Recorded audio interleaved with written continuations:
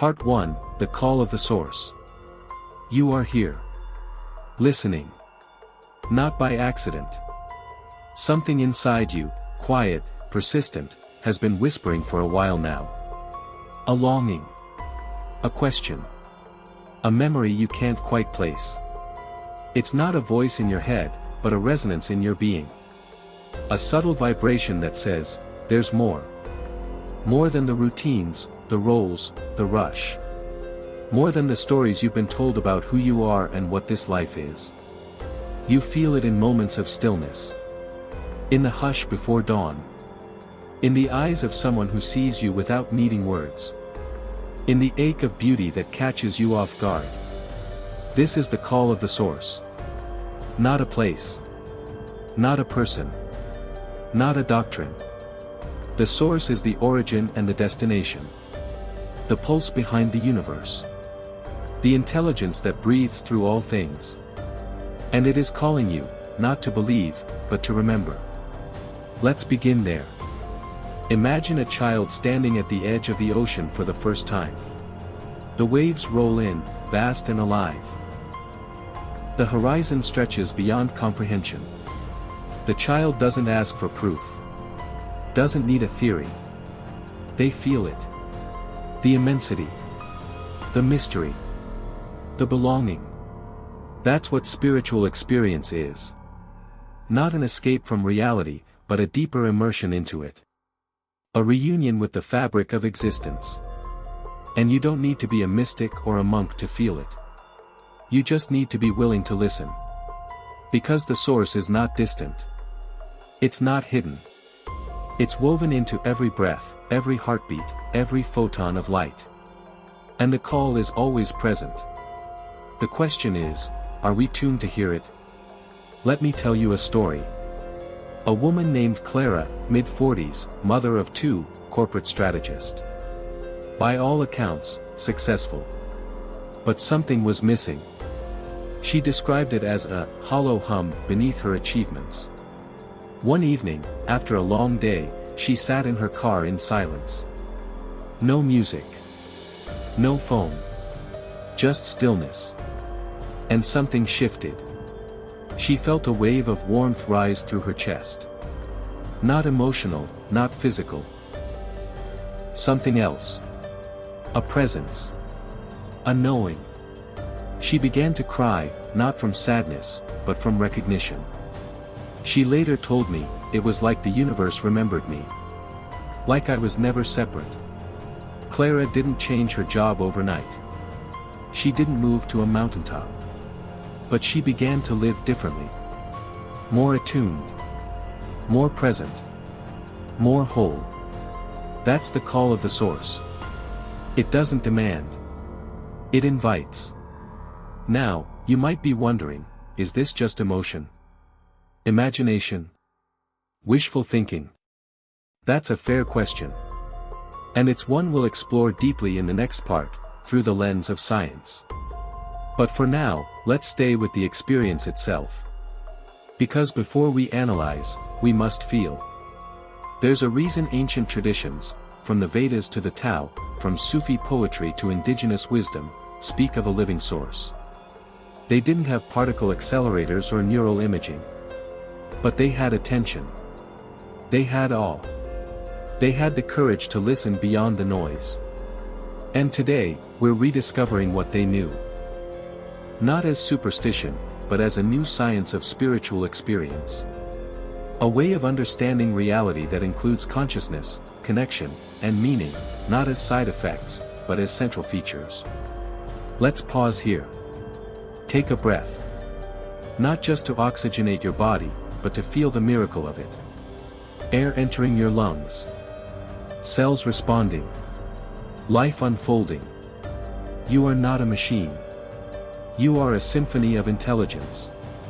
And that intelligence is not yours alone. It's shared. It's sourced. When you breathe with awareness, you begin to sense it. The field. The flow.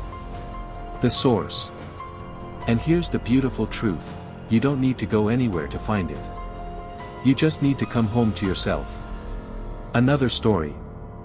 Javier, a young musician in Barcelona, struggling with depression. He told me he felt cut off from everything. Music no longer moved him. Relationships felt hollow. One night, he wandered into a small chapel, not out of faith, but fatigue. He sat in the back pew. No prayers. No expectations. Just silence. And then, something. He described it as a soundless chord vibrating through his chest. A sense of being held. Not judged. Not fixed. Just held. He stayed there for hours, not because he had answers, but because he felt real. Javier didn't become religious. But he began composing again. Not to impress, but to express. He said, I stopped trying to be someone. I started listening to what was already inside. That's the reunion. Not a conversion. A return. So what is the source? Let's try to name the unnameable.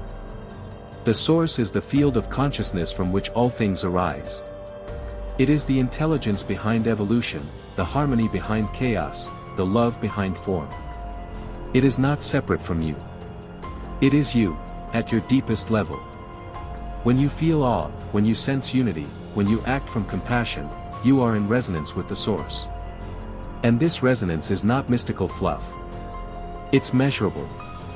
It's transformative. It's the foundation of a new paradigm. One that honors both science and spirit, both logic and love. You might be thinking, but I've felt disconnected for so long. That's okay. Disconnection is part of the journey. It's the contrast that makes reunion meaningful. Like night revealing the stars.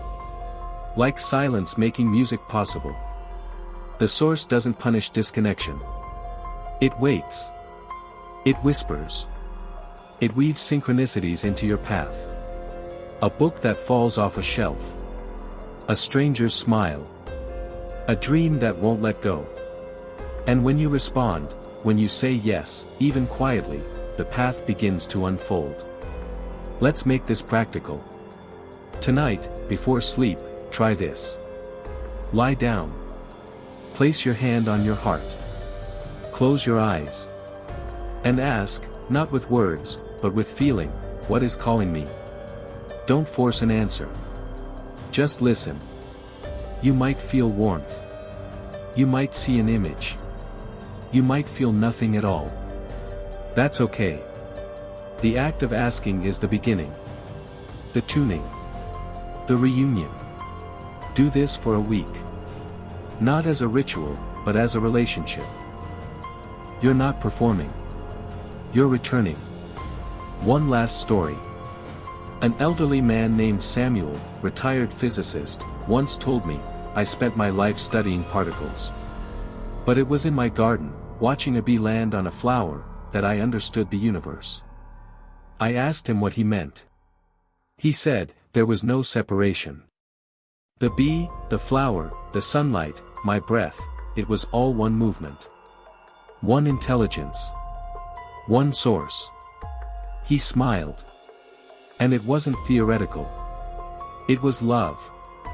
So here we are. You've heard the call. Not from me, but from within. From the source that lives in your cells, your soul, your story. This is not the end of something. It's the beginning. In the next part, we'll explore how science, yes, real science, is beginning to validate what mystics have known for millennia.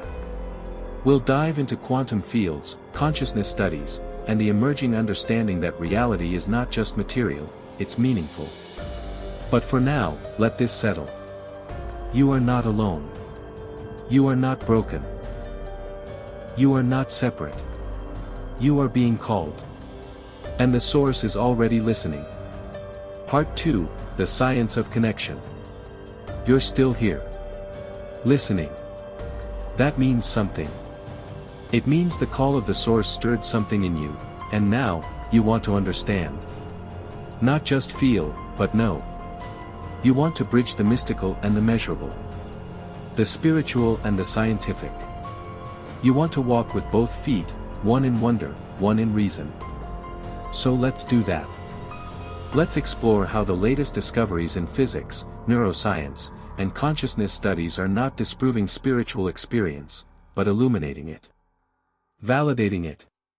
Making it practical. Because the source isn't just poetic. It's patterned. It's observable. And it's waiting to be understood. Milky Way quantum entanglement, the physics of unity. At the quantum level, reality behaves in ways that defy classical logic. Particles are not fixed, they exist in probabilities. They don't just move, they respond to observation. And most striking of all, everything is entangled.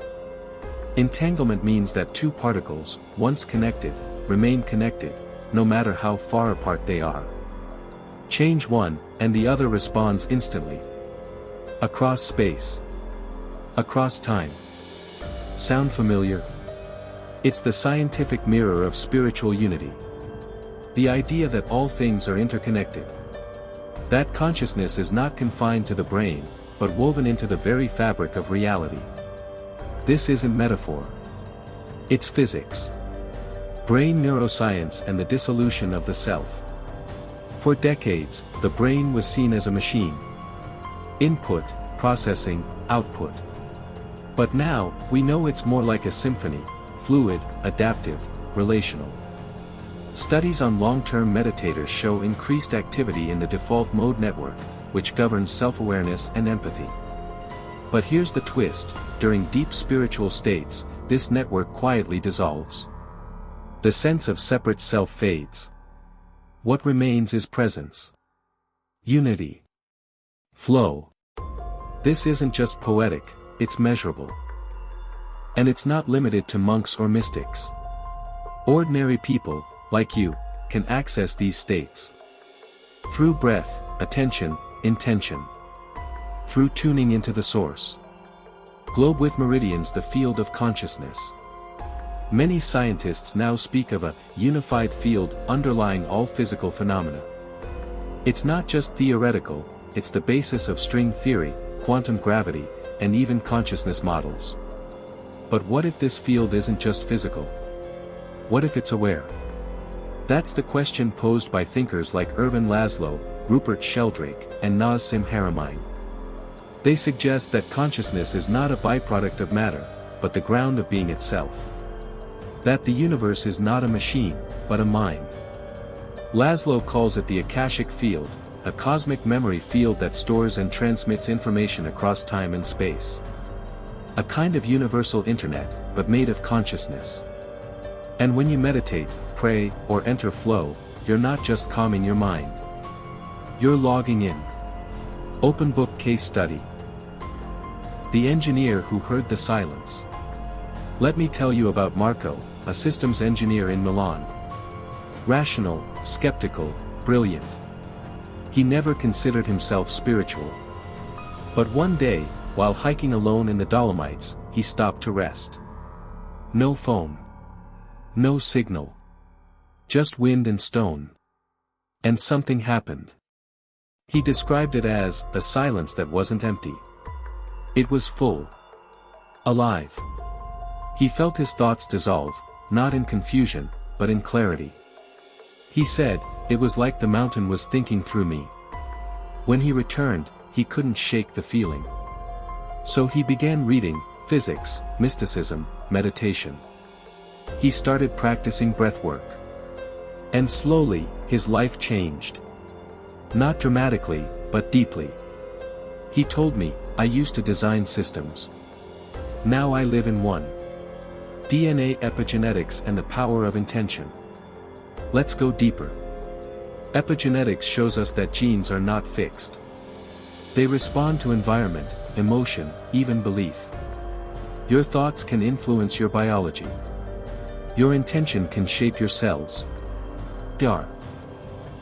Bruce Lipton's work demonstrates how perception, what you believe, can activate or deactivate genetic expression.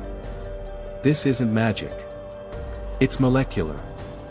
So when you align with the source, when you feel connected, purposeful, loving, you're not just having a nice experience. You're rewriting your biology. You're becoming a different version of yourself. And that version is more coherent, more resilient, more alive. Cyclone coherence, the signature of connection. HeartMath Institute has studied heart-brain coherence for decades. They've found that when people feel gratitude, compassion, or love, their heart rhythms become harmonious. This coherence spreads to the brain, the nervous system, even the immune system. But here's the most fascinating part: this coherence is contagious. When one person enters a coherent state, others nearby begin to synchronize. It's as if the field itself responds. As if the source is not just within, but between. This is why spiritual experience matters. It's not private. It's relational. It changes the room, the community, the world. Seedling a new paradigm emerging. We are living in a time of convergence. Science is no longer the enemy of spirit. It's becoming its ally. Its translator. Its validator. From quantum fields to neural networks, from epigenetics to coherent studies, the message is clear: we are not separate. We are not random. We are not alone. We are part of a living, intelligent universe. And spiritual experience is not a glitch, it's a glimpse. A reunion.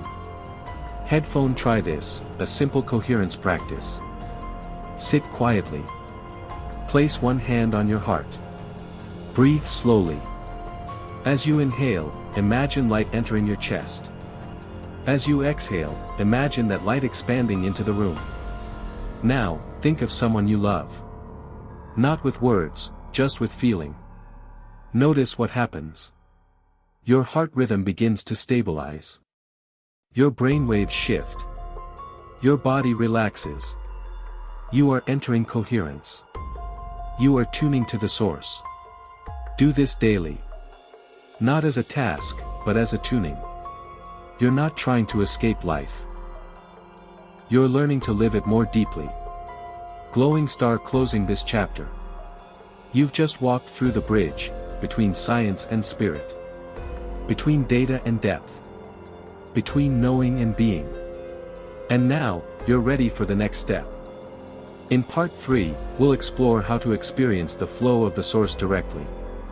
Through practices, meditations, and awareness exercises that make the invisible visible. That bring the field into your fingertips. Because the source is not just something to understand. It's something to feel. To live. To become. Part 3, Experiencing the Flow, from the audiobook, Reunion with the Source, a New Science of Spiritual Experience. You've felt the call. You've glimpsed the science. Now it's time to step into the current itself. This part is not about theory. It's about experience. Because the source isn't just something to understand, it's something to feel. To enter. To become. And the way we do that is through flow. Flow is not just a psychological state. It's a spiritual alignment. A resonance between your inner being and the larger field of intelligence that surrounds you. When you're in flow, you're not pushing, you're being pulled. You're not controlling, you're co-creating. And the beautiful truth? You can learn to enter flow. You can practice it. You can live it. Let's begin. Wind, face the breath as portal. Your breath is the most intimate bridge between body and spirit. It's the rhythm of life itself. And when you breathe with awareness, you begin to tune your nervous system to coherence. You begin to feel the field. Try this. Inhale slowly for 4 counts. Hold for 4 counts. Exhale for 6 counts. Pause for 2 counts. Repeat for 5 minutes. As you do, imagine each breath as a wave, rising from the source, flowing through you, returning again. You're not just breathing air. You're breathing intelligence. You're breathing connection. This simple practice can shift your state. From scattered to centered. From reactive to receptive. Awareness meditation, entering the field. Find a quiet space. Sit comfortably. Close your eyes. Now, bring your attention to your body, not to judge, but to feel. Notice your feet. Your spine. Your breath. Let your awareness expand, like ripples in a pond.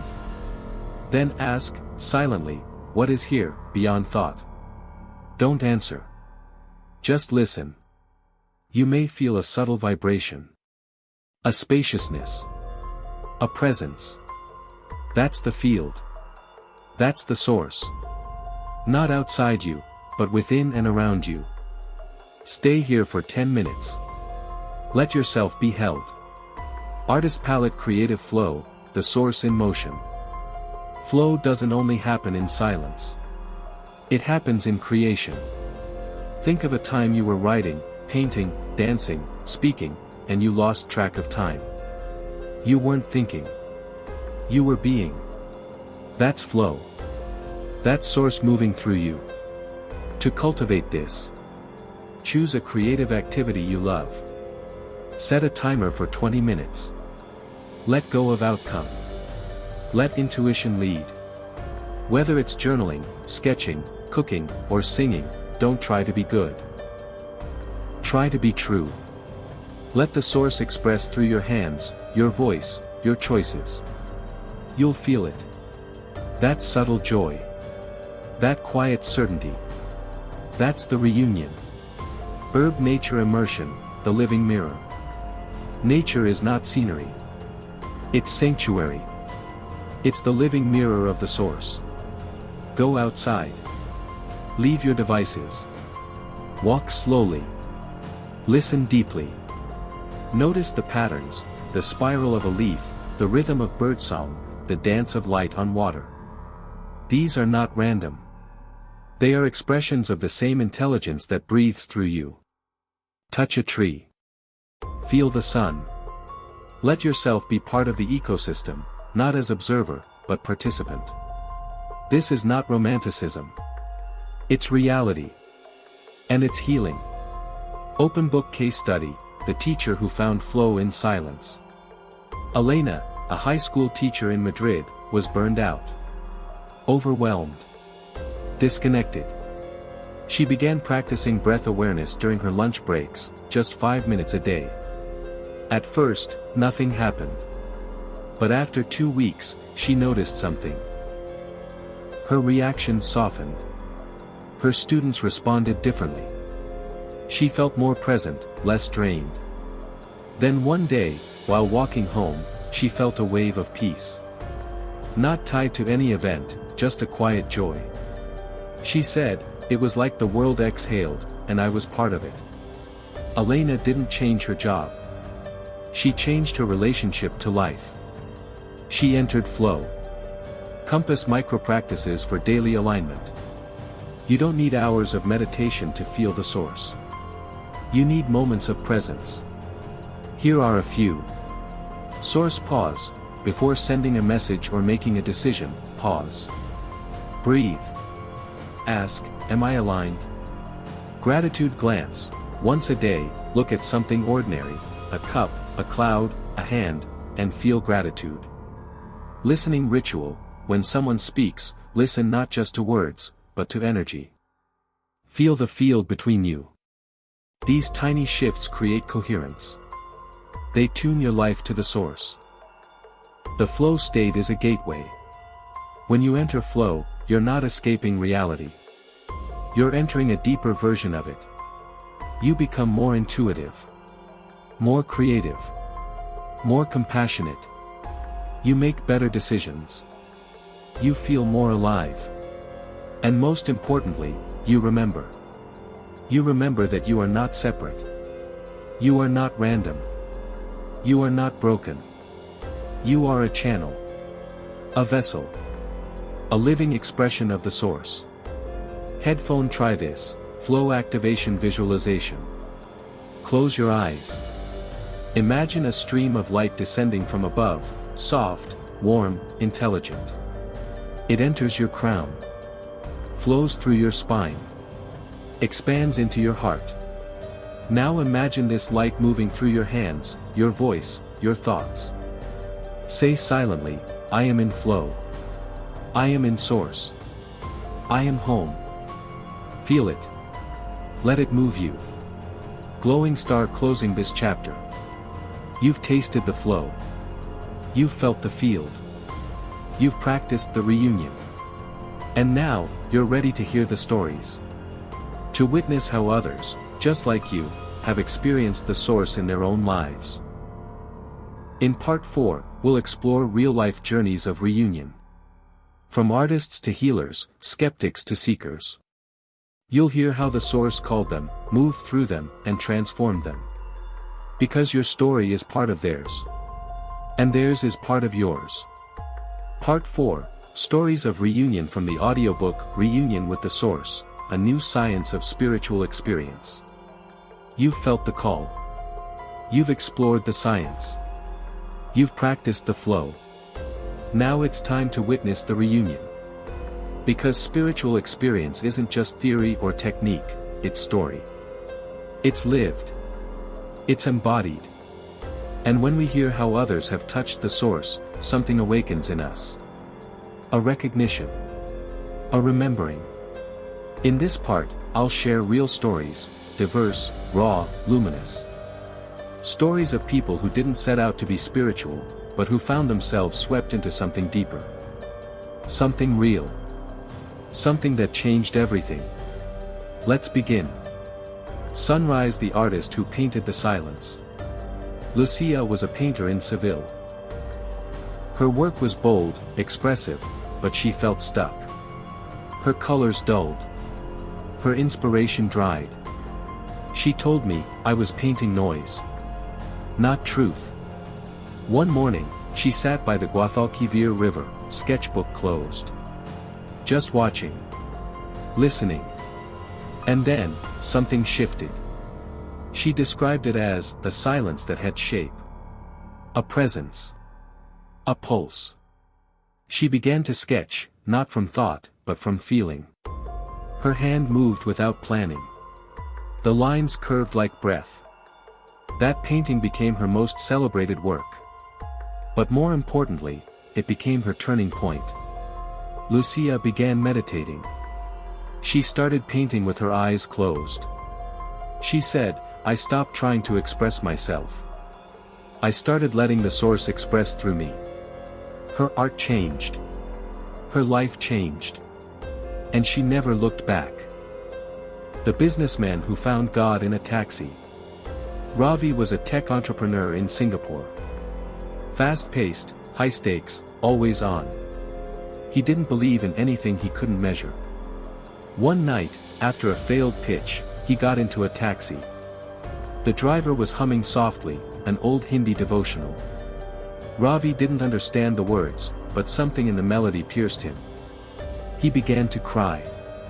Not from sadness, from surrender. He said, it was like something cracked open. I didn't know what I was crying for. I just knew I wasn't alone. That moment led him to explore breathwork, mantra, and silence. He didn't quit his company, but he changed how he led. He began each meeting with a minute of stillness. He started mentoring with compassion. He told me, I used to chase success. Now I serve something larger. Milky Way, the teenager who met the universe in her bedroom. Maya was 16. Anxious. Isolated. She felt invisible. One night, lying in bed, she stared at the ceiling and whispered, if anyone's out there, show me. She didn't expect an answer. But what came was a wave, a warmth that filled her chest, her limbs, her room. She described it as being hugged by the stars. She began journaling. Drawing. Meditating. She found online communities of others who'd felt similar things. She started sharing her story. Now, Maya leads virtual circles for teens exploring spiritual experience. She says, I thought I was broken. But I was just waiting to be seen, by the source. Person in lotus position, the prisoner who found freedom in stillness. Jorge was incarcerated in Chile. Angry. Hardened. Disconnected. A volunteer taught him breath awareness. At first, he resisted. But one day, sitting alone, he tried it. Just 5 minutes. He felt something shift. He said, "I wasn't in prison anymore. I was in presence." Jorge began meditating daily. He started writing poetry. He mentored others. When he was released, he became a facilitator, teaching breath and stillness to at-risk youth. He told me, freedom isn't a place. It's a state. And the source is always free. Herb the elder who remembered the forest. Agnes was 82. Living in a care home in Canada. Her memory fading. Her body slowing. One afternoon, a nurse wheeled her into the garden. The wind rustled the leaves. A bird sang. Agnes closed her eyes. And suddenly, she remembered. She remembered being 5, running through the woods. She remembered the feeling of being held by the earth. She whispered, "It's still here."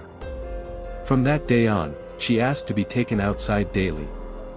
She began humming old songs. She smiled more. She said, "I thought I was dying. But I was returning." Headphone. What these stories reveal. Each of these people came from different paths. Different cultures. Different beliefs. But they all touched the same thing. Not a religion. Not a dogma. A field. A presence. A source. And they didn't need to be perfect. They didn't need to be ready. They just needed to be open. That's the invitation. Cyclone, your story is unfolding. You may not have had a dramatic experience. Or maybe you have, and you've kept it quiet. Either way, your story matters. Because the source doesn't just speak through mystics. It speaks through mothers, musicians, mechanics, marketers. It speaks through you. And when you share your experience, when you name it, honor it, live it, you become a beacon. A bridge. A reminder. You become part of the reunion. Headphone. Try this, story activation practice. Sit quietly. Close your eyes. Ask, when have I felt most alive? Most connected? Most real? Let a memory arise. Don't judge it. Just feel it. Now, write it down. Or speak it aloud. Not for performance, for presence. This is your story. Your thread in the tapestry.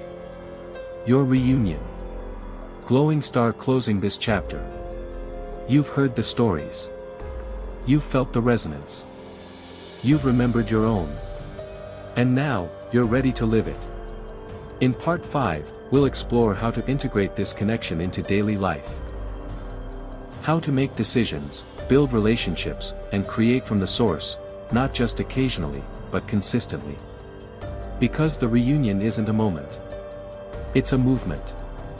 Part 5, Living in Alignment, from the audiobook, Reunion with the Source, A New Science of Spiritual Experience. You've heard the call. You've explored the science. You've entered the flow. You've witnessed the stories. Now comes the most vital part, integration. Because spiritual experience isn't just about moments of transcendence, it's about living from that place.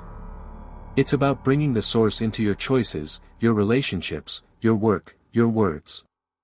Not as a performance, but as a presence. Living in alignment means letting the source shape your life, not by force, but by resonance.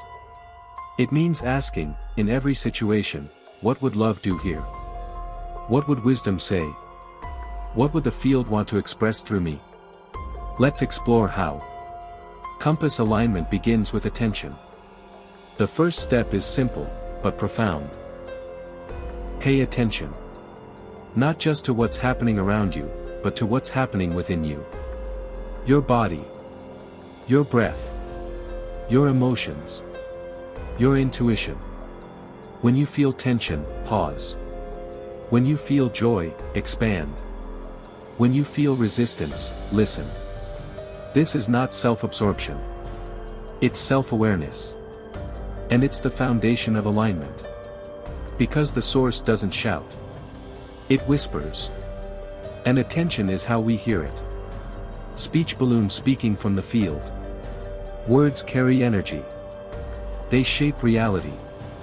And when you speak from alignment, your words become medicine. Before you speak, especially in conflict, pause. Breathe.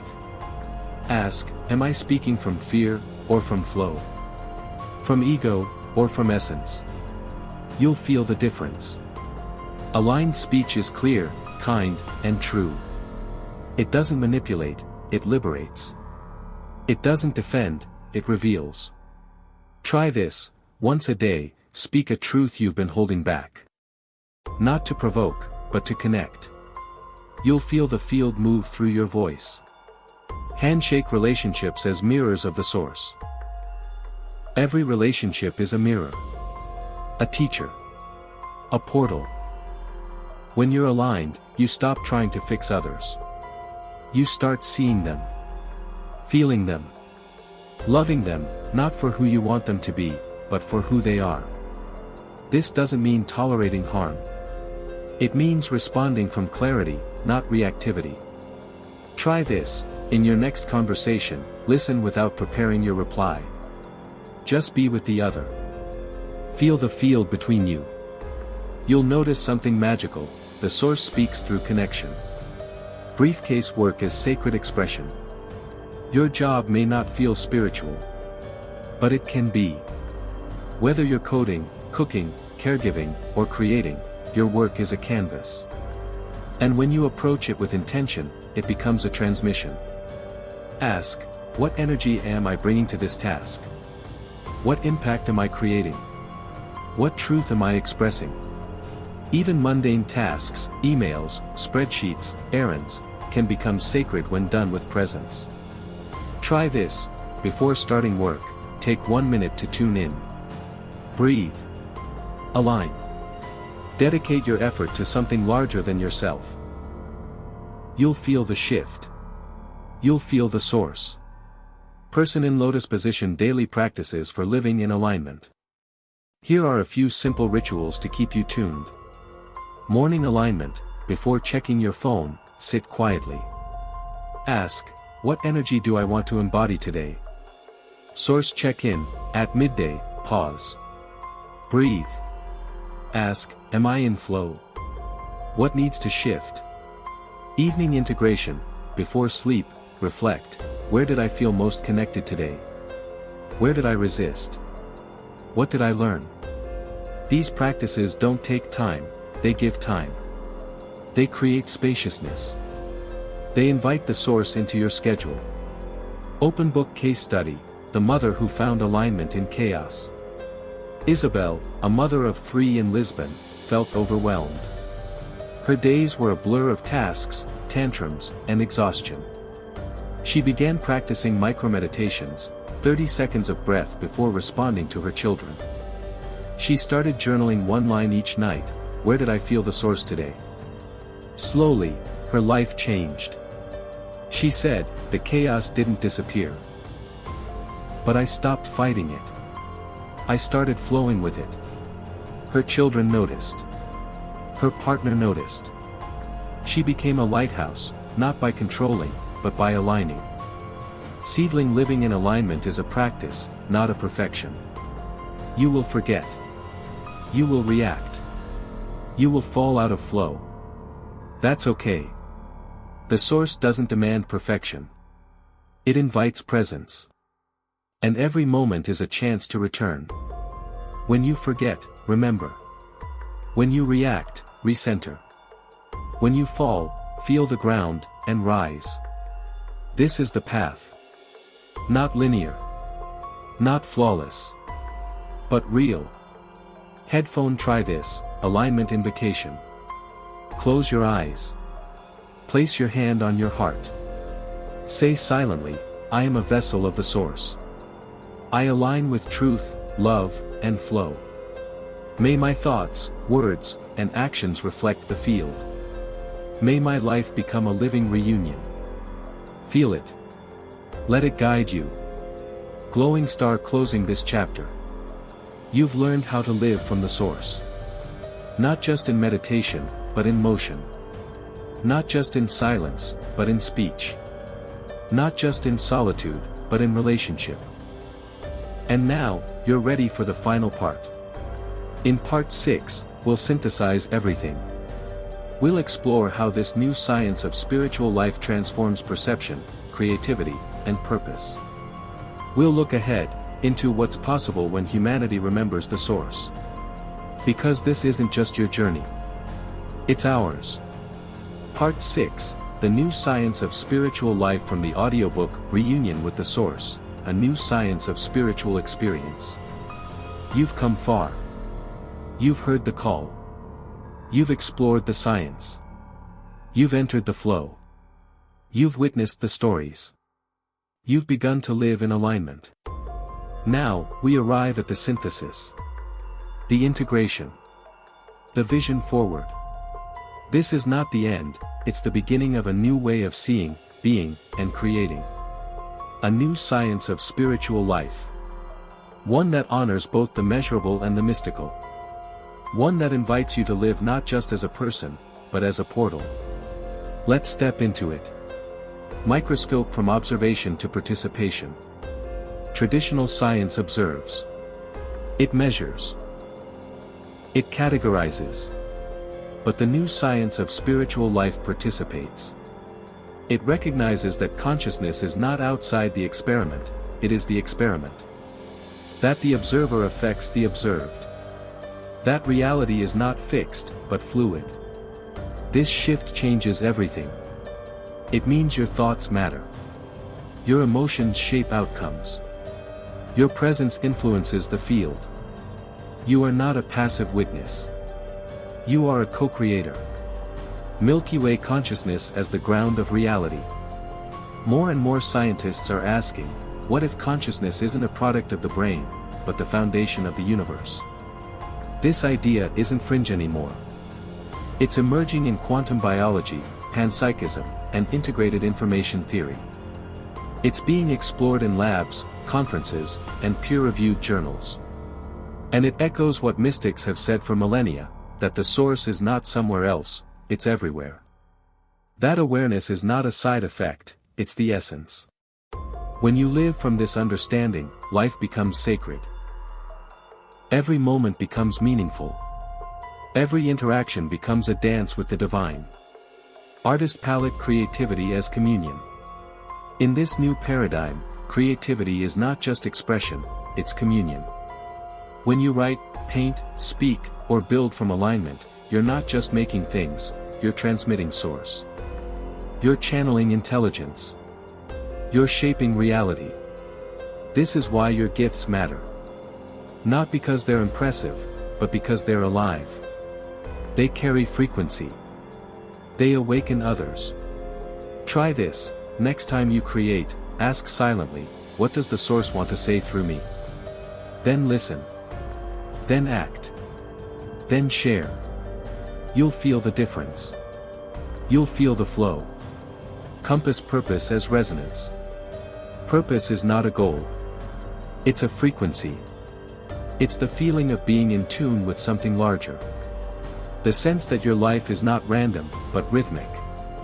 That your choices matter, not because they're perfect, but because they're aligned.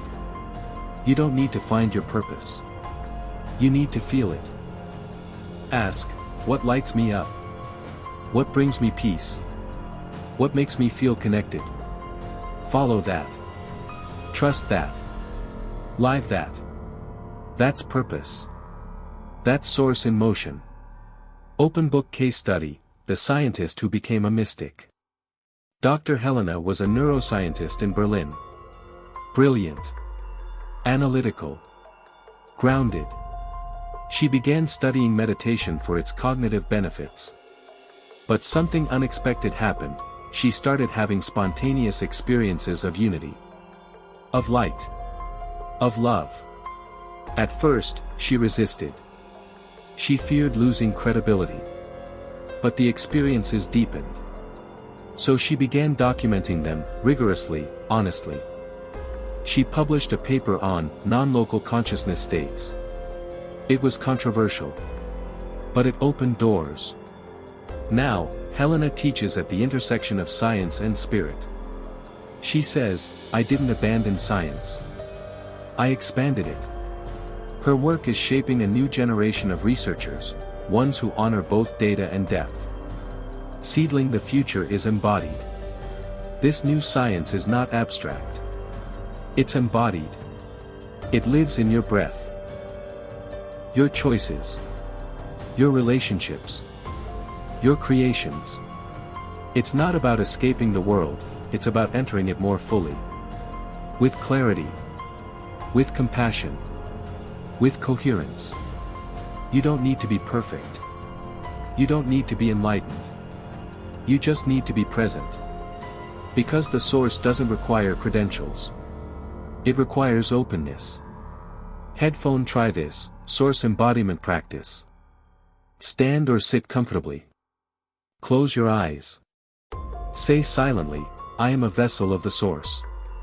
I am a field of awareness. I am a living expression of love, truth, and flow. Now move, slowly, intuitively. Let your body express the field. Let your breath guide you. Let your heart lead. This is not performance. It's presence. Do this daily. Let it shape you. Glowing star, you are the new science. You are not just learning this paradigm. You are it.